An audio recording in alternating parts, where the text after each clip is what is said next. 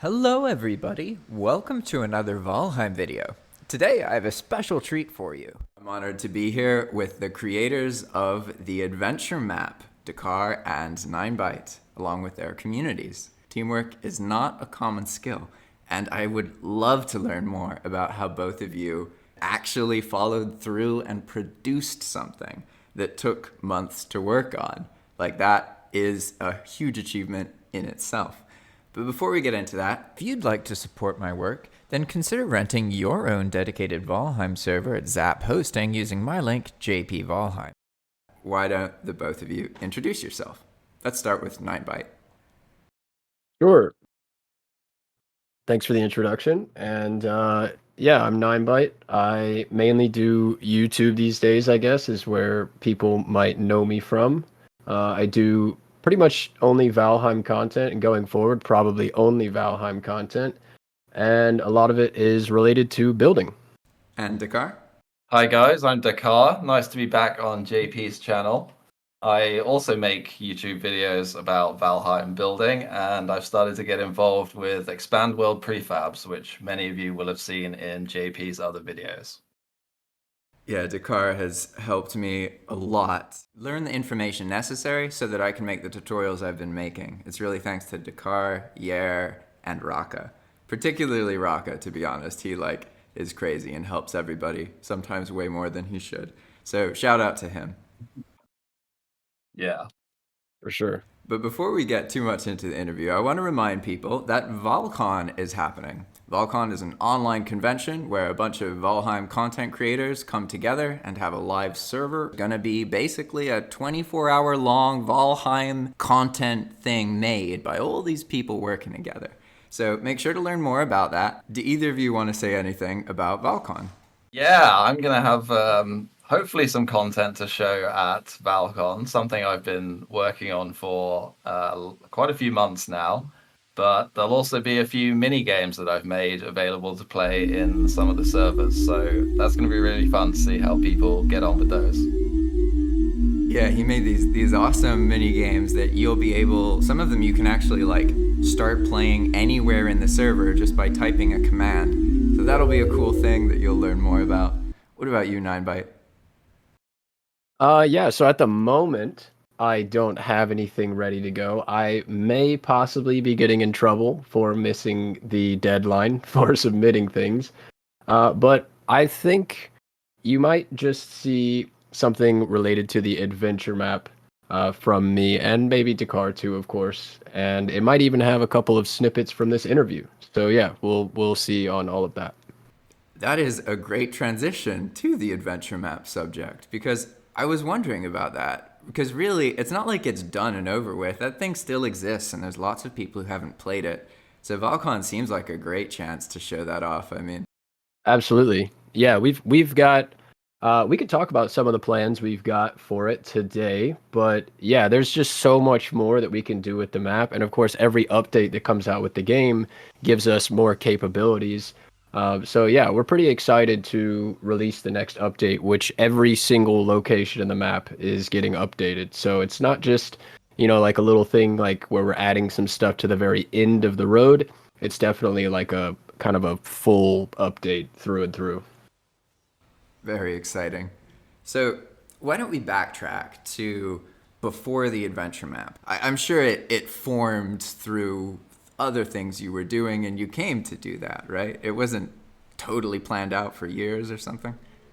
I was doing a lot of Valheim build videos. Multiple people ask me, do you have a world with more than one of your builds in it? And as people were asking me that, I realized there's kind of a need or a want for this, and it started making me think back to my old Minecraft days. Like in Minecraft, there's all sorts of adventure maps. I mean, you could download hundreds of them probably these days. And so I was like, why can't you do that in Valheim? Of course you can. It just hasn't really, been done very much. I think there were like a few attempts or anything or something like that, but yeah, we just thought, or I thought about it for about a year, to be honest with you. I put out some polls on my channel. I asked people, do you want me to do more build videos, or do you want me to do adventure map? There was some interest, but I always said, it's going to take me a while. It's going to take a few months. And so I think people were more interested in just consistent build videos. But after about probably a year of thinking about it and planning it and putting a few locations in a map and working on a little bit of a path and coming up with some ideas, I started bugging Dahakhar about it. And we ended up, honestly, a lot of our calls ended up just kind of moving into adventure map conversations after a while. And so then we planned together for months and months and months what could be done. And eventually we just said, all right, let's do it, you know? When NineByte originally had the idea, I was probably not even making content at the time. But during that time, I started making some videos, and a few people started to know me as an Infinity Hammer user. And at one point, NineByte and I got talking about Infinity Hammer, and I think we discussed a few things. And then, as this topic of the adventure map came up, we started to think about a few ways that different pieces of the game could be used to create a narrative or an interaction or a puzzle for the player. And to start with super simple and mostly based just around like the weird interactions of certain parts in the game, normally pieces that are in the console that the player doesn't have access to. But as more and more of these ideas started to form and they all got thrown in the pot, they all developed, and as NineByte says, over months we talked about them, and at some point a tipping point was reached, and it was like, okay, now let's do this. Correct me if I'm wrong, but it sounds like NineByte had a sort of vision of what might be possible, and then Dahakhar has the technical aspect of being able to communicate that it is or isn't possible and how to do it. Would that be a fair assessment of how things started? Yeah, I think so. Yeah. I think that dynamic, I mean, yeah, let's just be real. That dynamic still exists today. I'm definitely a very enthusiastic kind of overall person, and I get really excited about things. And so I come up with a lot of ideas and I want to try them. And so you could almost call me the idea guy a lot of the time. I try to push storytelling and try to, create all this web of kind of stories throughout the map and all this stuff. But like at the end of the day, I could never have done any of it without Dahakhar helping me, or Dahakhar being the other 50%, and figuring out like the technical, like you said, the technical side of things. I mean, he is absolutely a wizard. Well, the same goes for you. Like, I wouldn't have been able to do the whole thing by myself, not by a long shot. And I think this is obviously something we'll get to. Something that helped us work together a lot is that we both understood and respected what each other can do, what our strengths are, where our weaknesses are, and trusted each other to fill those gaps where we fell short. Do you know what I mean? Mm-hmm. Definitely. So this may sound corny, but would you say that the adventure map is a product of your friendship? Created with Yeah. the power of friendship. I mean, it's how you just described how you guys just were talking to each other, and it got to a point where you just had to make something. I mean, you realize that's not normal, right? That normally people talk to each other and they piss each other off. Well, I mean, it's funny you say that. I think you're right. It probably was, you could say it that way. It was a product of friendship, but also, yeah, I mean, we're human beings too. And once we really started developing the map, I mean, I don't even know how many hours a week. I mean, we would sit in calls for like 10 hours a day. Full time for a while. We were like full time. Yeah, full time talking to each other for a living, basically. Like you could say, and like I don't know. I mean, at a certain point, we did get a little frustrated with each other, which I think any human beings are inevitably going to do when you're spending that much time with each other. But it wasn't something that like would ruin a friendship or anything like that. It was just natural kind of, all right, we need a break. We've just been absolutely grinding and just trying to figure out how all this is going to work. And it was just problem solution over and over and over again. And of course, there's just, cascading problems that just keep showing up. And so, yeah, so, we're human. Eventually, we did get a little upset with each other. But for the most part, we had a really awesome time figuring it out. We've got a lot of the same interests. Most of the stuff that we butted heads on was just like creative differences of how do we solve this problem? We Yeah. could do A or B, and there were certain points where we couldn't decide whether to do A or B. One of us wanted to do A, one of us wanted to do B, but we, at the end of the day, we're making a map in a video game, and we've got to keep that in sight and not fall out over something that Mm-hmm. is not it's not life or death. So Yeah. we always kept that in mind, and often these things, like you say, you take a break, you come back, you see it with fresh eyes, and suddenly, like, we're not focusing on A or B anymore. We're doing C, which has the best parts from both of them. Mm-hmm.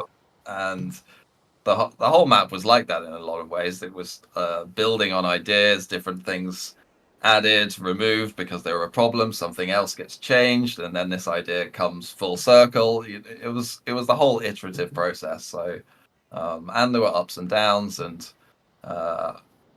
it was all part of working together on it.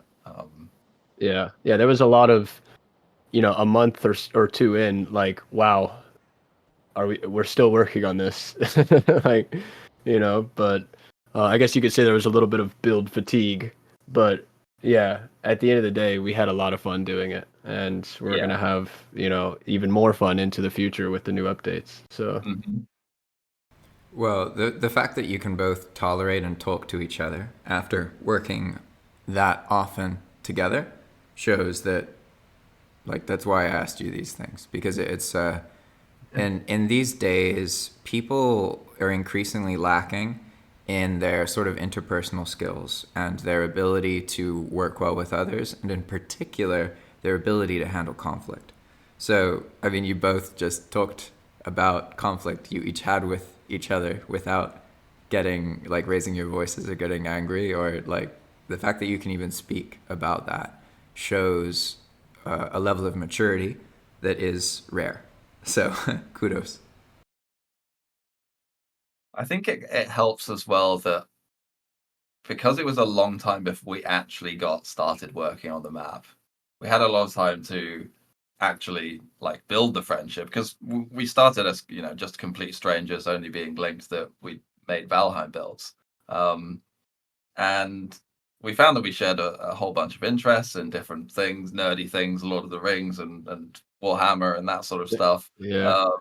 but also in editing and our approach to making videos and different YouTube content and this sort of thing, where not only is it like an interest and there's a technical side to it as well, but there's a lot of, to not sound too pretentious, like philosophy of what type of content do I want to make and what type of stories do I want to tell and this sort of thing. And we both shared a lot of ideas and similar approaches and things on that. So I think that probably helps a lot with our ideas of how to solve problems or work together on things, was knowing that we shared like a similar or a shared understanding of different problems in that sphere.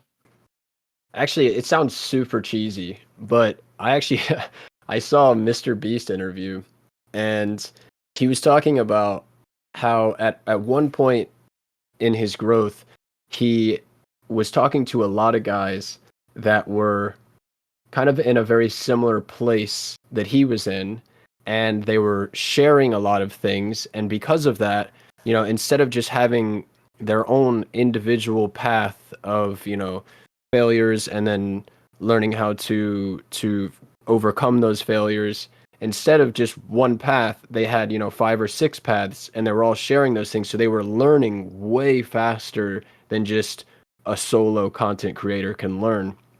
And so I think I saw that, and I even spoke to Dakhar about it at one point, and I was just like, dude, we just have to keep like sharing these ideas and stuff, and we'll be able to like just learn from each other a lot more than we could on our own. And I think that was at the very beginning of our friendship, and from then on, I mean, we share thumbnails, the video title. Just the other day, like 2 days ago, we were talking on a call about like what I'm going to title my upcoming video, and like just stuff like that. It's just so much easier if you have somebody to kind of bounce ideas off of that has experienced a whole different set of life experiences, I guess you could say.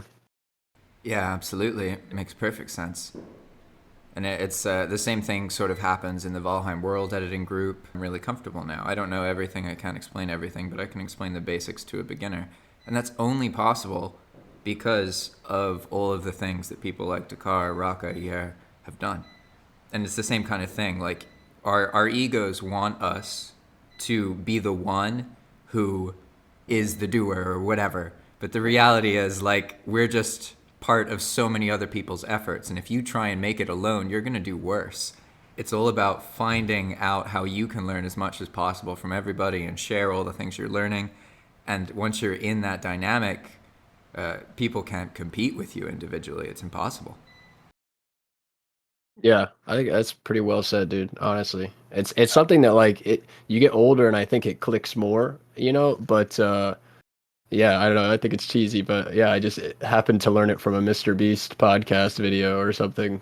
But yeah, it's definitely been really valuable for the two of us.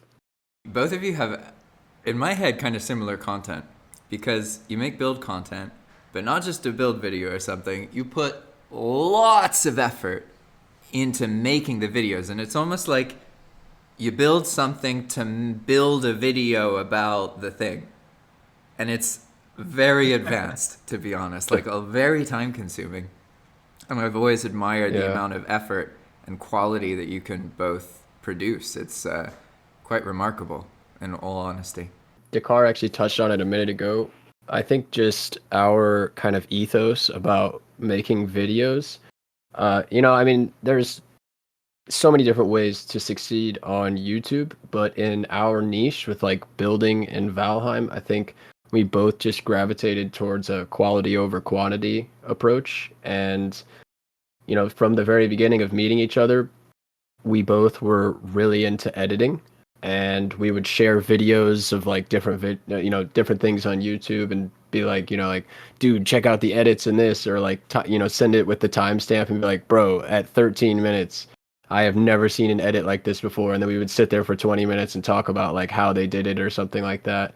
And so I guess we've just both always been into kind of, putting in a lot of effort into each video, which makes it take a lot longer to produce a video. But at the same time, at the end of the day, you can put something out there that, you're confident with the build, and you're like, okay, well, I spent a lot of time editing, and I spent a lot of time on the script, and I think the storytelling is good in it. And so, yeah, I feel good about it. And I'm just going to click upload and, see how it does. I think the main part that not everyone shares is that we both enjoy editing, whereas a lot of Yeah. people, it's the part at the end that they don't like doing, which is totally fair. Everyone enjoys different things, but like that's what makes it easy for us to spend silly amounts of time making a video. And one of the things we often talked about is spending too much time making a video or putting too much effort into it.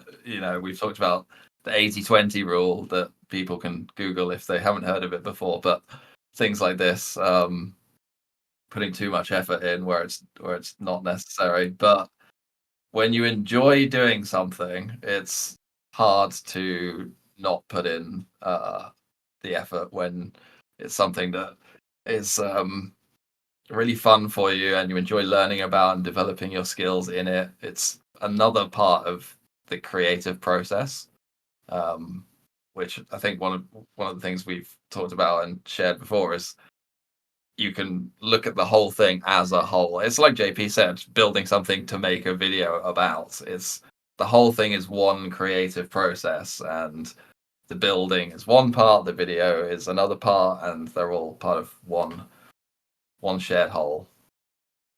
So Dakhar, I definitely noticed that you enjoy editing when I saw the Top Gun video. Because you start out by describing how you had put loads of time into something, and then you're just like, fuck it, I'm gonna do it again, even more. And that, I think that's like the ethos you're describing, right? Like, you must do it out of the love of it and enjoying it. Yeah, that was definitely one of those things where the whole animation thing for me was, it was my expand world prefabs before expand world prefabs. So I'd done the first video, and then months and months had passed, and I played around with the ideas more, and I had more ideas. I had new ways to do it, and I knew in my head it didn't make any sense to do, because the first video, it didn't do well, and it had the problem of having the copyrighted music, and it was going to be all kinds of problems, so it made no sense to do it again. But I really wanted to do it, and so many different things came into this. It's kind of like the adventure map. Lots of different ideas came in at a time, and eventually it was too many ideas that I was like, I have to make a video showing this off because it's really cool. And one of the lessons I learned of the first video's failure was I kind of need to explain a little bit of what is actually going on, rather than just, here's a crazy thing happening on screen, because then it doesn't make any sense.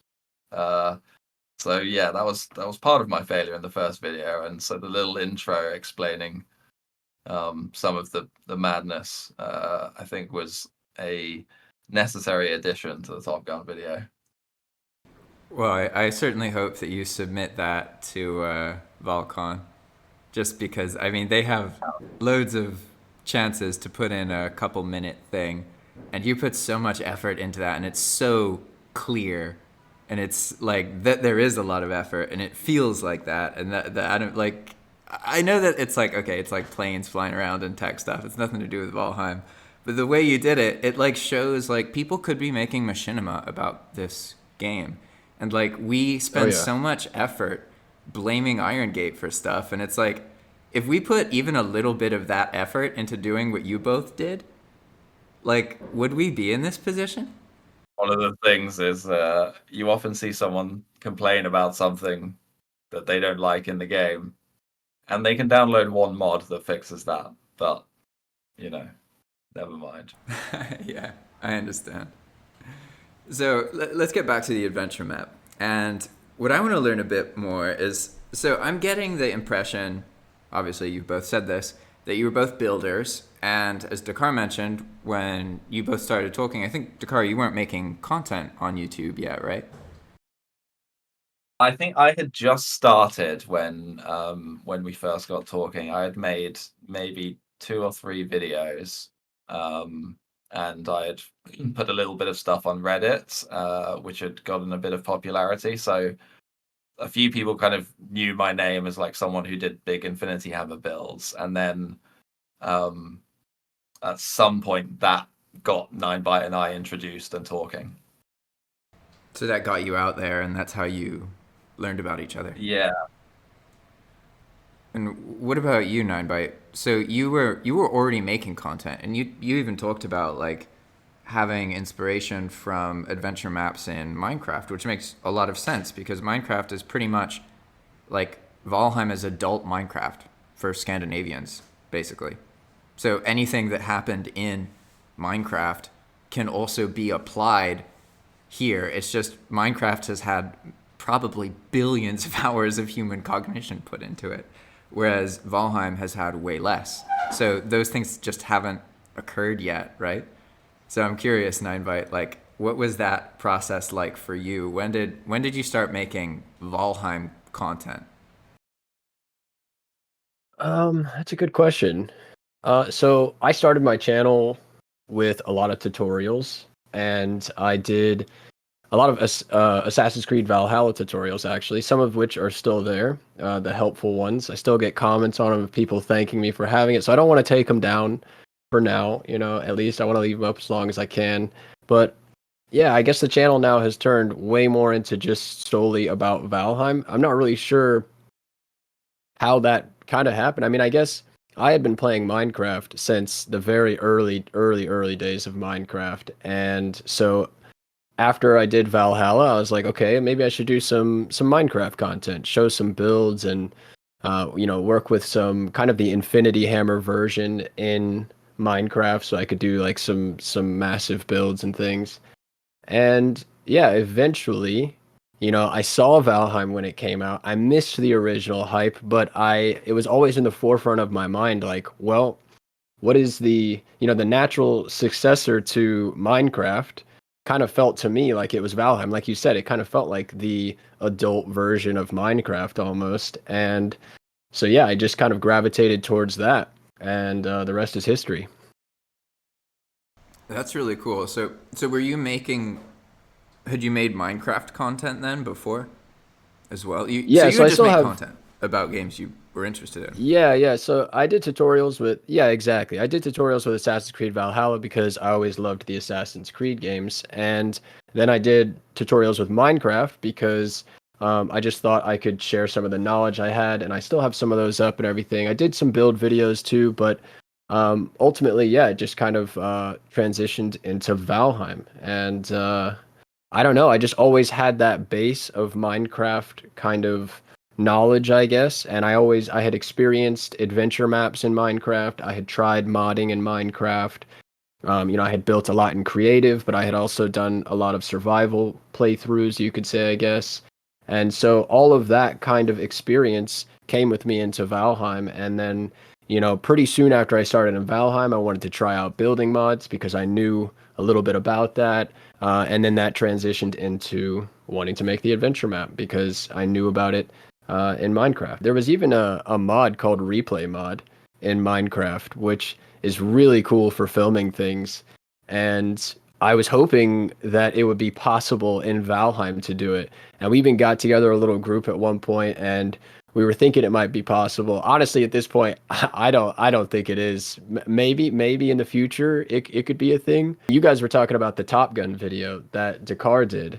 And it's funny because the Top Gun video requires a bunch of like animating and stuff. And Dakhar and I have both kind of really liked that side of Valheim, like exploring how you can use what's within the game to film in the game. And so bringing replay mod to Valheim never really worked out, but it almost there's always a silver lining because it almost pushed us to figure out how to do that within the context of Valheim and within the features that are available in the console. And I still get a lot of questions about how I do certain clips and things, and I have honestly a lot of different methods for getting a lot of different types of clips, but it's all possible through just redo and undo.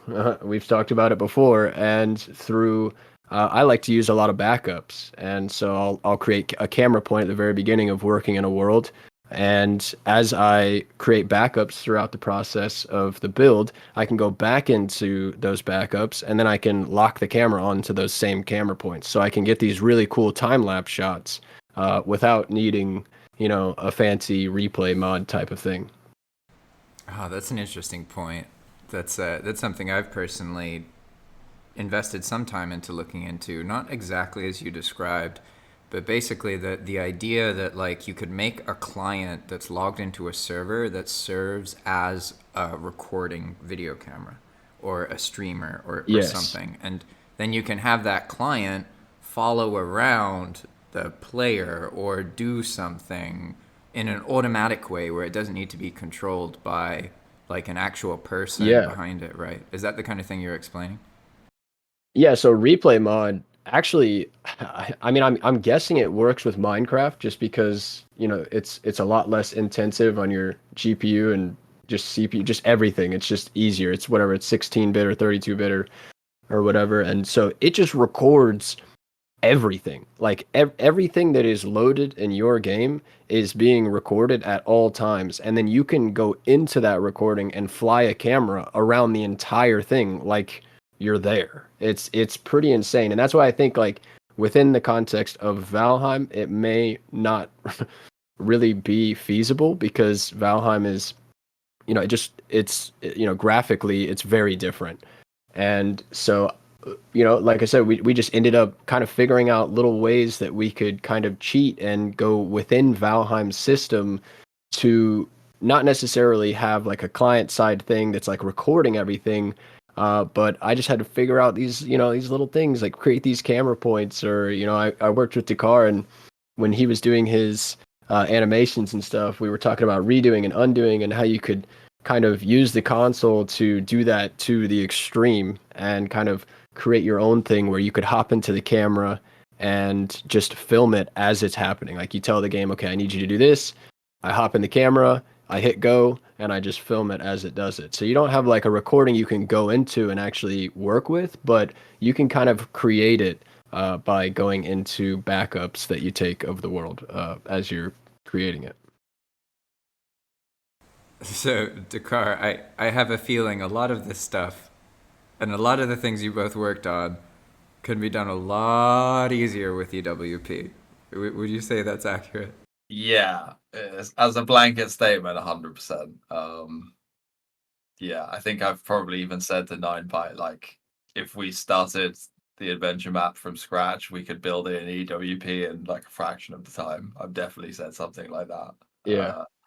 It's not only how much easier it would be to do the EWP, it's what you can do. One of the things we faced on the adventure map was some things are just off the table. And it's very hard to communicate what those things are, because it comes down to if it would save as a 0, so like, yeah, you just kind of got to know which specific component and field referring into a monster that might be, and it just doesn't make any sense without context. So yeah. Well, if I could add to that, there was a lot of make something, then log out, then log back in and see if it's still there. Yeah. There was a lot of that. Yeah, I can imagine. So for those of you listening, like let's say you use Gizmo, for example, or something to allow you to affect the scale of an object in Valheim. To your client, it'll look like it's all small or big now, but then you just log it back out and log back in, and it's back to normal size. Or if another client comes over and looks at it, that can also influence it. So that's kind of what they were referencing. There's a lot of like EWP is live developed, so you can make a change on the server and refresh it, and then it just refreshes.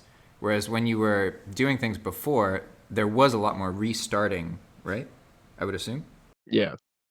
Yeah. There were a lot of things that it was kind of just things that we had never seen done anywhere else, and there was no point of reference or anything, and so it was just like, okay, actually, this would be a great time to tell the story of the the crypt before the Elder. I think that's honestly one of the best examples of just trying something that we had no idea if it was possible, and we're like logging out and logging back in and seeing if it's saved and making a backup and like trying to figure out this complicated series of things. I mean, it's really interesting. Like, I used to ask Dahakhar a lot. I used to say to Dahakhar a lot, like, man, it would be so much easier if we had a way to make something here affect something here. And Dahakhar was always like, if we used EWP, or if we used mods, of course, like there's a way we can do it, but without it, it's tricky. But after a while, though, we did finally start to figure out ways to do that, and the crypt is a really good example. Honestly, Dahakhar would be better at explaining exactly what happens within that crypt, but I think there's like basically we spawn a damage VFX kind of thing, and that does damage to a ward that has 1 health, and then the ward breaks and allows you to get through a door which was previously locked. And all of this is like above the dungeon, which is, the dungeons are 5,000 meters in the sky.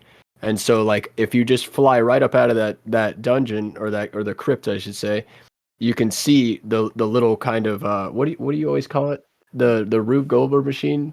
Yeah, the Rube Goldberg machine, like yeah, the mechanics behind it. Yeah, they're all there. It's just hidden kind of outside of the crypt up in the sky. Yeah, that is a very good example of of something people could actually, like you say, they could fly outside the dungeon and almost see how it works. But something that would probably take 10 lines at most to write in EWP to have it fully working.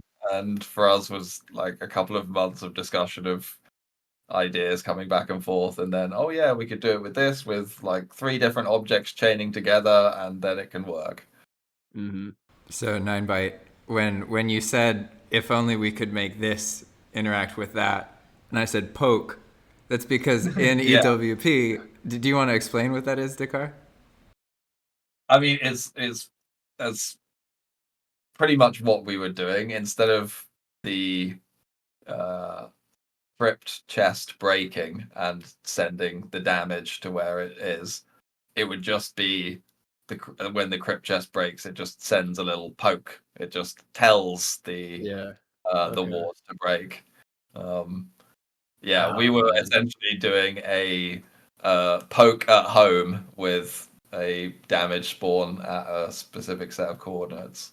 Yeah, it's like, I don't know. At the end of the day, number one, EWP was not the same it is now when we started. But number two, I guess, like, I don't know if I would change things. It's hard to say if you would change things if you could go back, right? But it's really nice. From the beginning, we wanted the map to be free, first of all, but we also wanted it to be completely unmodded, and we just didn't want people to have to do anything to load into the world. We wanted anybody to be able to play it on any platform with really any level of experience within Valheim. So I don't know if I would go back and change that, but yeah, I man, don't think I it's would either. I think that's yeah. one of the things we planted our foot very early on with that decision, and we didn't move. Then there Hmm. were several times where there were problems with something. Oh, this doesn't work. We can't do it this way.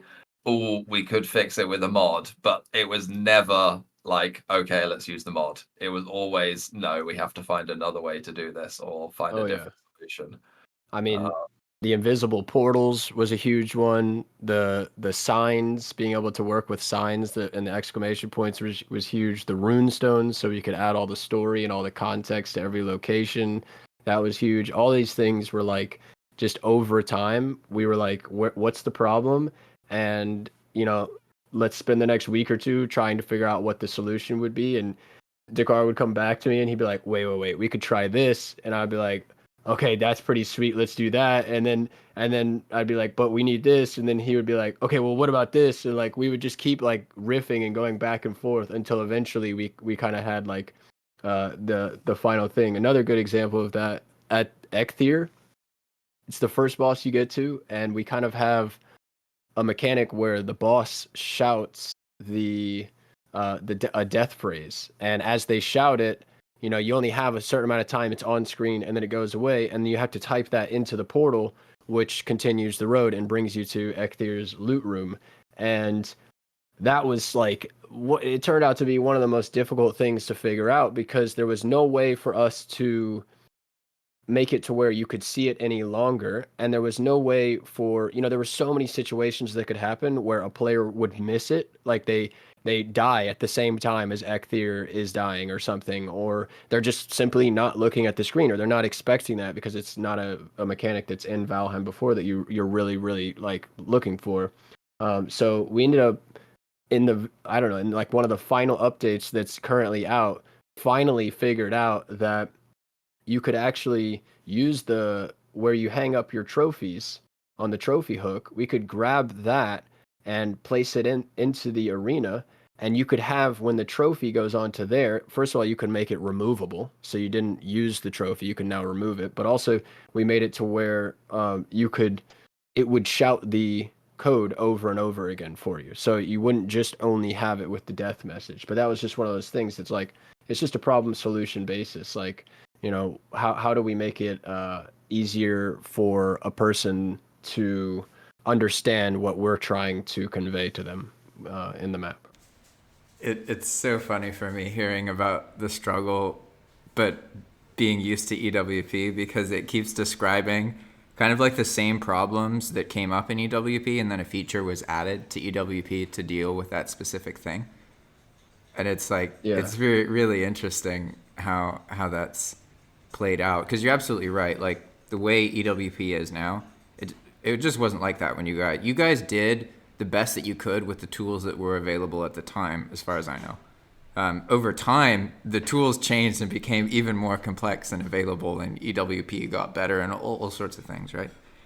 But I want to get back to your sort of personal experiences with the adventure map, but not about each other, but more about the parts of it that you enjoyed. So if you can start, Dakhar, what parts of the adventure map throughout the entirety of working on it do you feel like you found the most genuine enjoyment out of working on? Ooh. One that immediately comes to mind was, for a little bit of context, obviously 9byte is in the US, I'm in the UK. So there was a fair amount of time where I would be working on something in what is the morning for me, whereas it's the middle of the night for him. And then I might pass him the map over when he gets up and he would continue working on it, that kind of thing. And there had been one moment early on where we'd been sharing ideas about how to do the Mistlands town, the pirate-based one.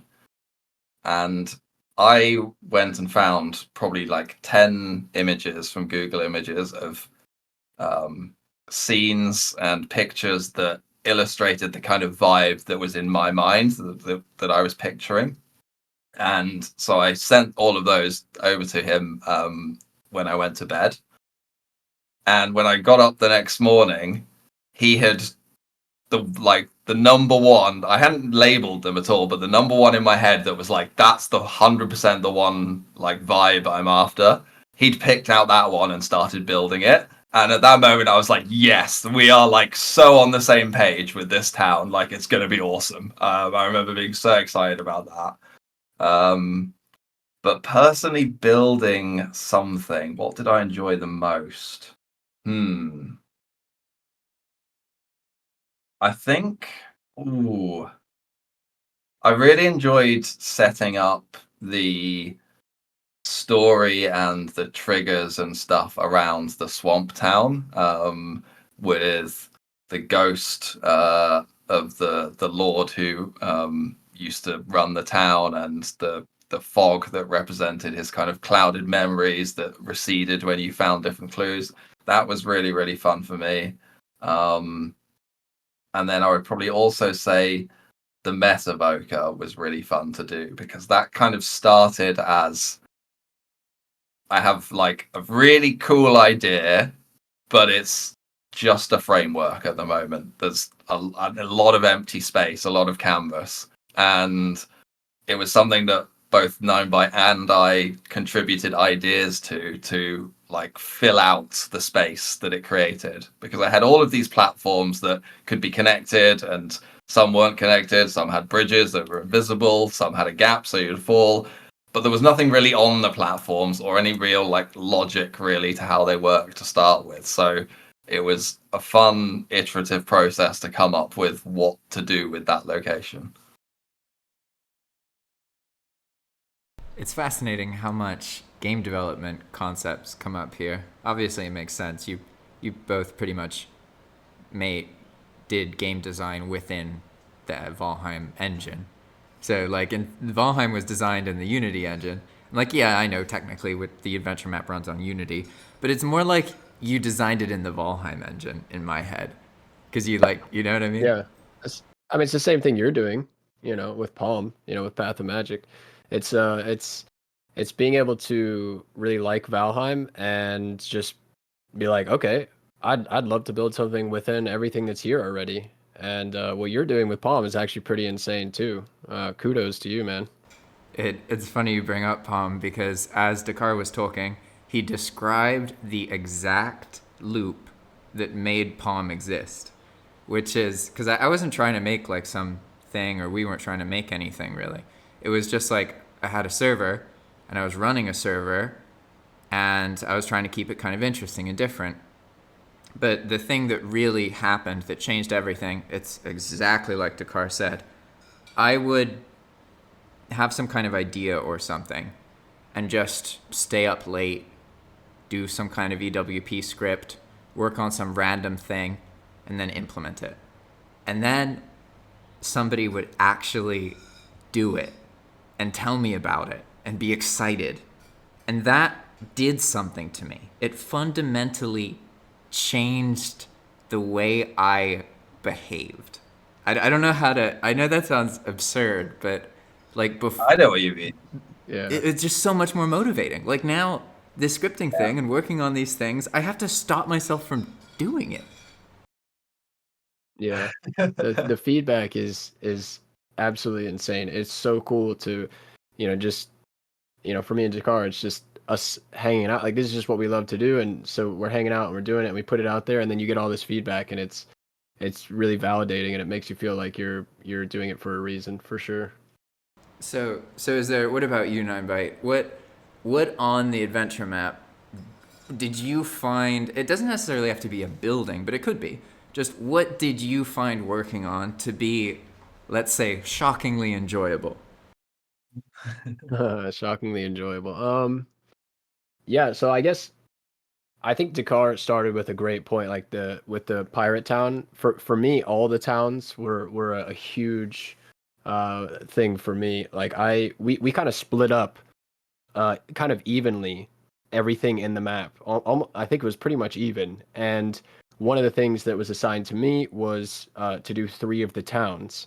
And the three towns that I did Wanderer's Rest right at the very beginning in the meadows, and then I did in the mountain biome, Winter's Vale, and then I also did Breezy Bluff in the plains. And all three of those for me were like number one, I got to use old builds from my time on YouTube, which was really fun. And I showed this in the adventure map video. I got to take those builds and then kind of create other builds with them and create different versions. And so I would have like 3 or 4 different builds that all felt the same. And then I suddenly had a theme for the town. And, I worked on the elevation so that it felt like an experience. It didn't just feel like, 3 or 4 kind of builds like right next to each other, like just didn't want it to be like boring, I guess you could say. But each town has a unique theme, and so that was a lot of fun for me. But I guess maybe more specifically, two of the other locations that were assigned to me were Druid and Shaman, and those were probably some of my favorite things.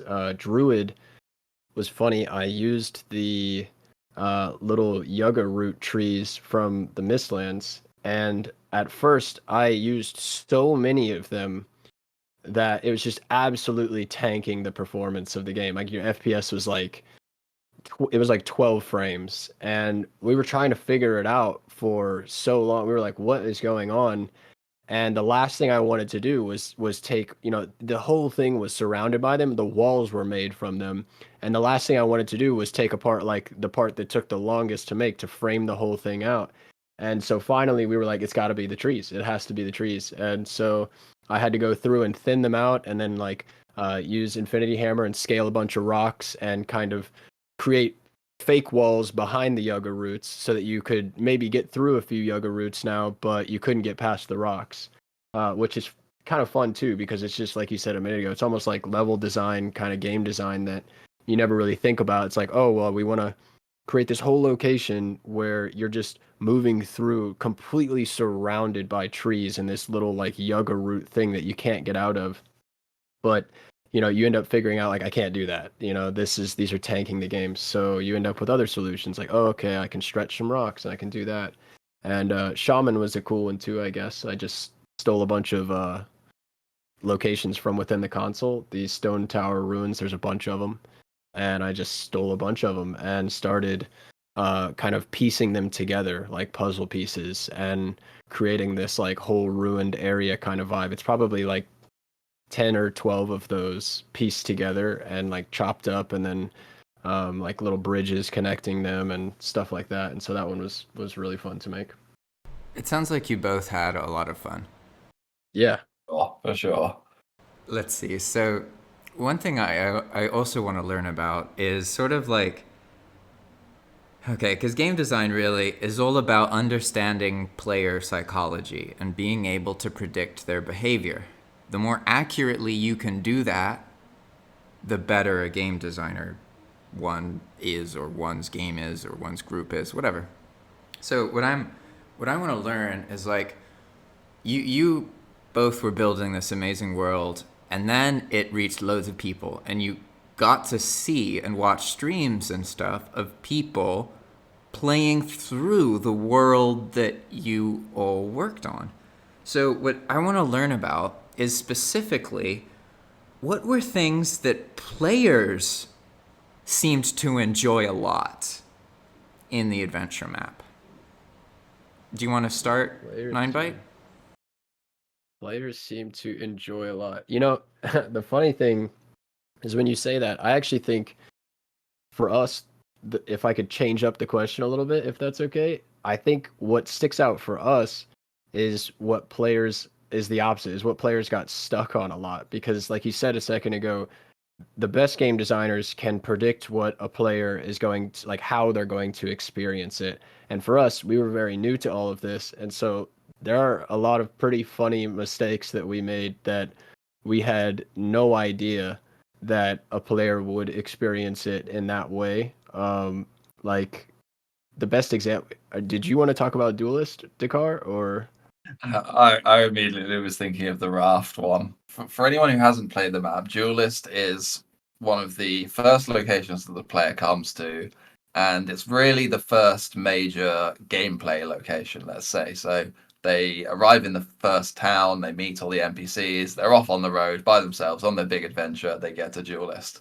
And this is the first place we're really introducing kind of new mechanics that aren't in Valheim as standard. So it's not only the place that most players have been to because it's so early on, but it's their first opportunity to try out these mechanics or even see if they still remember that it's possible. So there were definitely a lot of mistakes that we made, as NineByte mentioned, that we didn't account for people not understanding this so early on, understandably from their perspective. And the location went through several iterations to make things clearer, make things more obvious, give more hints, and it was definitely a learning experience. And having the huge amount of feedback we got, as well as the live streams, was super important for that. And yeah, some of the mistakes were complete oversights by us, and some were kind of completely unpredictable.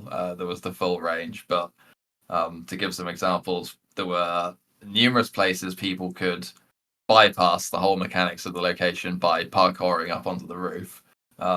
We of course knew that was possible because it's very common in Valheim, but there were some places that we just hadn't thought about. So that needed fixing. But then there were a lot of kind of hints on how to play the location, how to progress, that needed to be way more obvious, and we needed to guide the player better to engage with these mechanics. And it's always a difficult thing because some players, they get it straight away and it's not even a problem for them.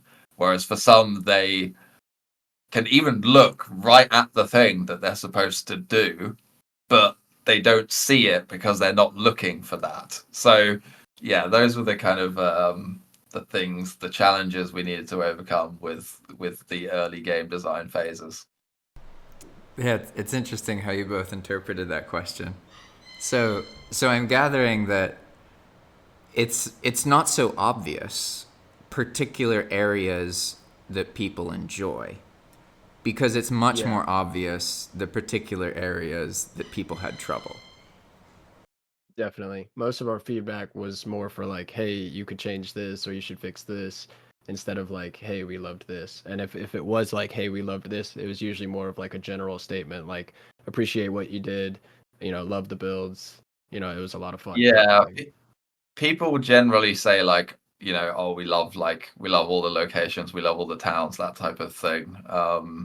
And there's probably like when people do say, oh, this was my favorite, I don't think there's been like a standout one really. Like, do you think so? It seems like Ah, fairly like evenly. I don't know if there's been any like this was my yeah, favorite. I don't know either. It's really hard to tell.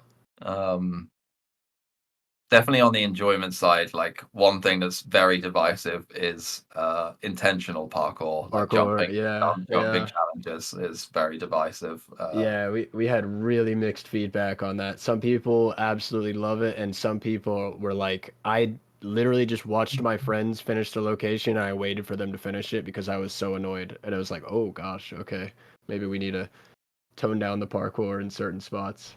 There's no way. Whenever you have multiple different game archetypes occurring in one place, that's inevitable. Like, yeah, maybe you could Yeah, balance it, but platformers are very different than RPGs and other games. So there's a huge sub or group of gamers who love platformers. Of course, these days it's not as much of a thing, but it used to be a huge part of gaming culture. You know, like all of the major, like Nintendo, Sony, all these games. A lot of them were just simple platforming games in 2D and that kind of thing, right? It was sort of all we could do back then. mm, But I hmm, personally am like those people. I find it very frustrating to do platforming elements unless it's like just one and then I fall and I find something new. It's like if it's a platforming element that either outcome results in me finding something or moving forward, I'm cool with it. What I don't like are platforming elements where I have to pass like 7 or 8 frame and skill tests in a row and my reward yeah, is trying again if I fail. I don't like that. yeah. It's yeah. we had like there's a location out in the ocean, and it's basically you come up to like the center of the location, and then you do like a loop around the whole thing, and it's a parkour course, and there's two sea serpents in the water. And I think that most of the time you have enough time to swim back to the center platform, but I think that that was really kind of anxiety inducing for a lot of people, and I totally understand that one was kind of, maybe it was a little too brutal to have that much fear of death right below you. So for that one, for example, we added like a portal checkpoint later on where, just like with the portals connecting back to the first town from the towns, the you just needed to put in the word once you got to that portal, and then it connects. So that was like a nice little solution for that, to kind of a middle ground. We had another one too in the priest location where the jump was really hard, and even us testing the jump with like higher level jumps, we would still mess it up sometimes. There's like this angled beam, and when you fall, you might fall into water with a sea serpent again. And so it was like, I think some things we had to find a middle ground, but for the most part, we definitely still want to leave in the parkour stuff because it's, I think it adds a lot as long as we just don't make an entire location fully based on parkour.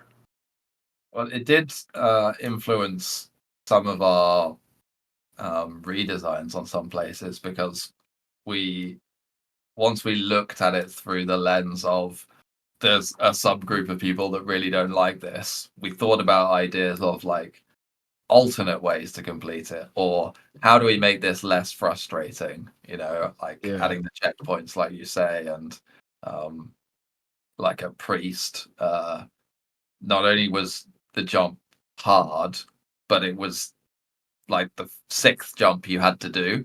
So yeah, doing jumps 1 to 5 over again felt really annoying, like the third time and onwards. So there was things we changed to make that less frustrating. So yeah, having the feedback loop is super important, and it's really nice to get like the heartwarming positive feedback, but the this is bad feedback is just as valuable. yeah, It's like either way, if it's specific, it can be useful, but most feedback. Yeah, like it's funny, you both mentioned comments and stuff, but in my head, I wasn't even thinking about like what people had told you. I was more thinking about like the impressions you both had about players. So, like, I mean, because it's totally normal. There's always going to be more comments that are specific about negative things than positive. That's just how it is, pretty much. Well, So that's not everybody, abnormal at all. You know? yeah, and everybody plays completely differently too. I mean, we've had people that take a storage cart the entire road, and they're like finding ways to sneak a storage cart through different locations and stuff. And That like, sounds pretty fun. some people, yeah, and that's the thing is we encourage that. There's plenty of ways you can play this map. You don't have to play it our way. We just encourage that you try it unmodded first. Is kind of the usual like kind of one thing that we try to say. But yeah, everybody plays differently. I mean, we had at Enchanter one note that said something about fuses. And it's so funny because most players went right by that and they read it and it was fine and they interpreted it as just some lore for the location. But then some players though read it and spent like hours searching for some hidden secret with fuses. And it was like the most unintended thing.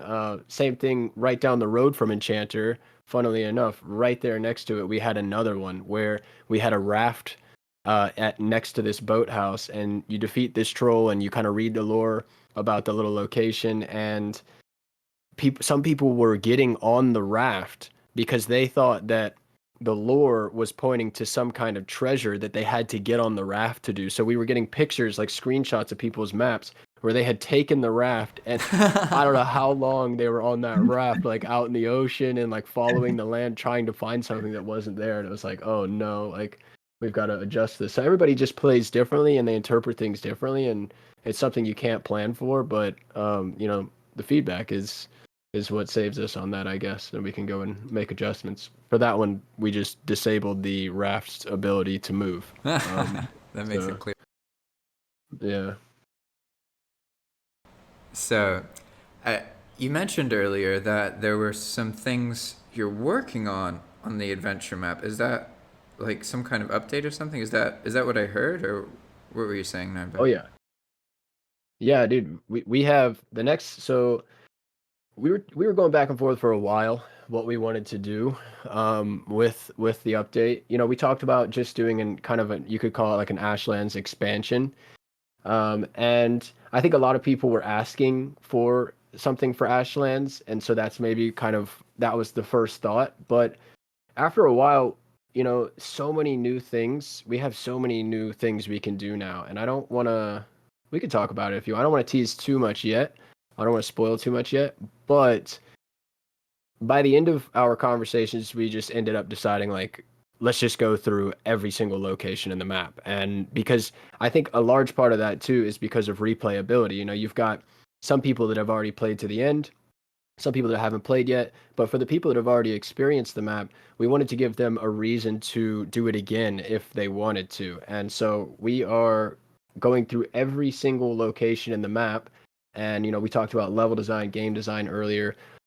We've been kind of taking notes on other games. I'm a huge fan of Skyrim. I've been taking some notes from Skyrim specifically on how they do dungeons and things. And, we were new to all of this. And so coming back into this update and working on every location, we're really going to be trying to incorporate some new level design mechanics that make the location just increase kind of the experience at each location. Yeah, it's hard not to name any specifics yet, but yeah, broadly, that's kind of what we're doing. To reference something Dahakhar said earlier, he said 80-20, right? And I often think in game development about that rule. And I think that 20% of it is making the thing. And then 80% of it is like playtesting and polish. It like those little details, those little tweaks and changes that make the players not sail down the river and not do the other thing. So then more of them have an easier time having the intended experience. That's all polish, and that all stuff is like sort of the most important, but it's often the things we overlook. And it's kind of funny too, because there's a lot of games like that so much effort went into them, but they like polished things that maybe don't matter that much and didn't polish the things that do matter. So Also, prioritizing is really challenging. Yeah, I think with the 80/20 rule, we really tried to, we could have stopped at 80 on a lot of things, but we really wanted it to be a polished experience. And so I think we're both really happy with where the map is now, and all of the bugs and biggest problems have been addressed. But going forward, we've got a lot more to do though, for sure. And I do want to make sure, like, we still are adding an Ashlands expansion also. We aren't just Yeah. upgrading all the locations. I did want to make that clear though, because I didn't know if I made that a little confusing. We're definitely still doing it. I'm actually working on this big castle for it. It's pretty cool. So there are updates for it, not just one thing you're both working on. That's crazy. I really didn't know that. I thought it was something that was like done and you both had moved on and were doing other things, but it really is like a game that you're working on. Yeah, no, absolutely. I've been gone for a while. I've been pretty sick. So we still we're always working on the map. We're always talking about the map. So it's not just sitting there, and it's we've been really excited to eventually get an update out. I just have had to take a lot of time off over the last few months, but I have definitely more good days than bad days now, and so we're hoping to not have any more delays. I've got a video coming out in like weekend after next or something like that, and it's pretty much full steam ahead after that. So yeah, pretty exciting. Yeah, we left the map in its current state where everything is fully working and there's no bugs as far as we're aware. And the feedback that we'd had on all the locations we'd addressed, except there was some where we were like, this location works, but given the feedback, we would like to come back and redesign this in some other way, have a fresh approach to it. So there were a few of those that we listed as we want to come back and do this. So we're going to be doing those, as well as just generally, as NineByte said, so many little things that we've learned of how we can improve locations that are going to be applied everywhere.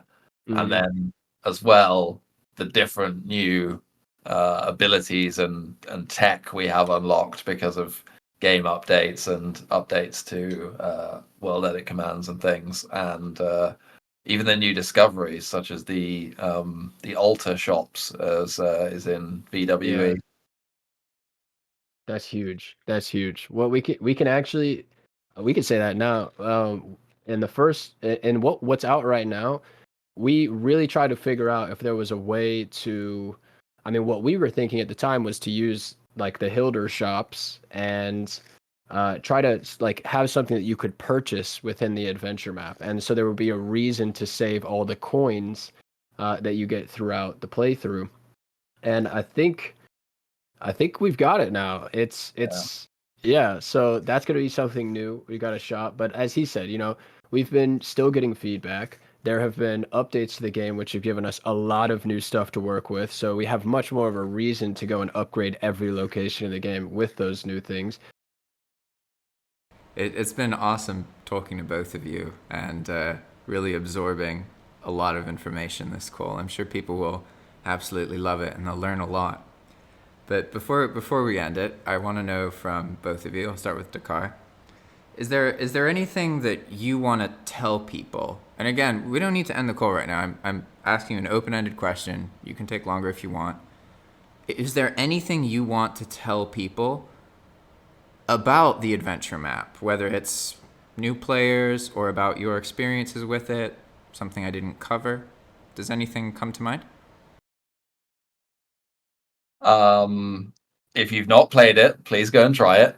You can download it from either my Discord or NineByte's Discord, and you'll find instructions in the FAQ. There's my plug. Is there anything else though that we didn't talk about? Yeah, I would just reinforce Discord. That's where all the good information is, the README, everything. So that means you listening to the video, in the description, there's links to each of their Discords. Yeah, either one's fine. You can join either Discord, and you'll find the most recent version of the map. You'll find the README. patch notes that we've put out, and very soon some announcements on the next update. That's fantastic. And is there anything else you'd like to add, NineByte? Honestly, my first thought went to Discord too, just because that's where all of the information is. But I will say this, not to, I don't want to be like, like, I don't know, I don't want to be sappy here, but It's okay. It's the I end of a long just, video, so the only people here are people who care. that's true, that's true, that's true. Look, we had no idea this was gonna go the way that it has, and first of all, thank you to everybody that's tried it. Thank you to everybody that's here listening, and none of this would be possible without you. And I think the number one coolest thing probably for us to see is that we spent so much time trying to figure out all these little problem solution things, and then we just published all the solutions and everything, specifically in Dakhar's Discord if you're really interested in like the field commands and everything that makes things work.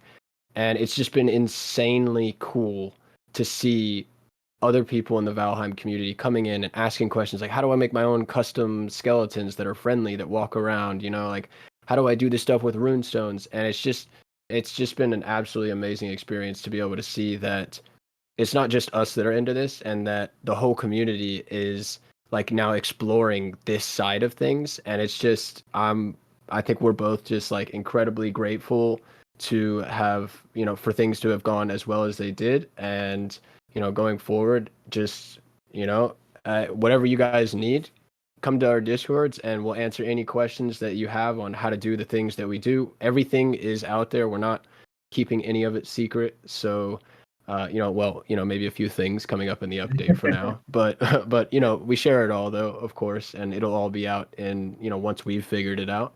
And so yeah, it's just been an awesome experience, everything. So thank you to everybody, because without you, it wouldn't be possible. Yeah, fully second that. Ah, you're both so humble. That's great. All right, everybody. Thanks for watching. And if you want to check out either of their YouTube channels, I showed a little bit in the beginning, but they're both on YouTube and they have a bunch of really cool videos. So if you haven't already looked at some of their other content, I strongly encourage you to. It's some of the better Valheim content on YouTube, in all honesty.